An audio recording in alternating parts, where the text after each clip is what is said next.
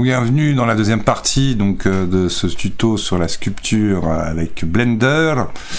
Donc dernière chose que je vais faire, Object, Apply, dernière, avant beaucoup d'autres, All Transform.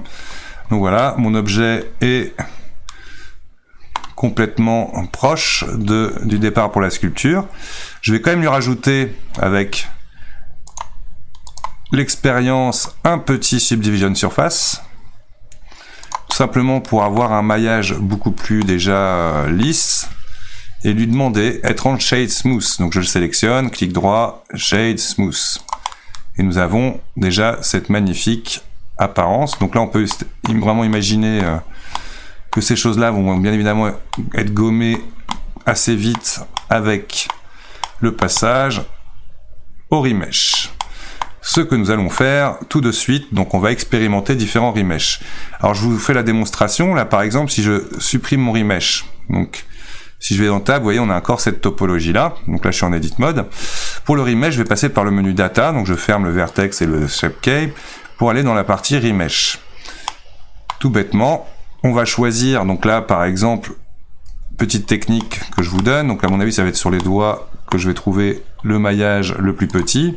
Donc je sélectionne une face, vu que tout le monde n'a pas ce pavé numérique, je vais faire Frame Selected, ça me permet de zoomer et d'aller chercher la plus ou moins l'arête la plus petite, qui devrait être celle-là, je pense, dans mon maillage.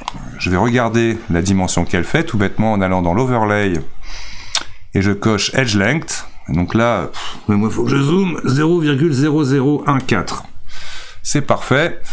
Je vais donc comme ça, je connais en gros la densité de remesh que je vais mettre. 0,00, je vais mettre 1,5 pour arrondir. Et puis voilà, une fois qu'on a fait ça, tout bêtement, je me remets en Object Mode. Alors j'enlève l'overlay parce que sinon je vais me retrouver avec des bugs d'affichage à la fin. Donc là, en Object Mode, je tente un premier remesh pour voir ce que ça donne. Alors, pour l'instant, je laisse Fix Pole volume d'actif et je fais Voxel Remesh. On peut constater, vous voyez, qu'on voit énormément les arêtes existantes. Je viens vérifier au niveau des cuisses. Vous voyez que c'est pas génial. En plus, si je vais en Tab, voilà à quoi ça ressemble. Donc là, on sent que les cuisses sont un peu proches et que forcément, du coup, il essaye de remesh. Donc je descendrai un coup en dessous. Et on constate aussi que la densité est tout de suite très importante. Donc la petite astuce, je reviens tout simplement en arrière, avant le voxel remesh. Voilà. Donc là, je vais mettre .001. Par contre, je lui ajoute d'abord un Subdivision Surface pour bien lisser le résultat de ma géométrie. J'hésite pas à lui mettre 2 et je le plie. Alors bien évidemment, si je vais en Sculpt Mode, là on se retrouve avec une densité déjà beaucoup plus importante, mais au moins j'aurai plus cette sensation de face détourée. Et donc on va recommencer mon voxel remesh. Ça prend un peu plus de temps forcément. Et là nous avons quelque chose de plutôt pas mal, parfait même je dirais.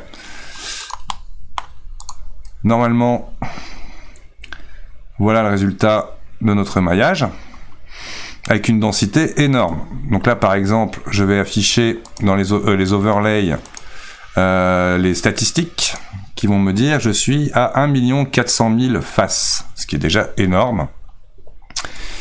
Le maillage n'est pas forcément trop important, mais quand même, on va essayer d'en faire beaucoup moins.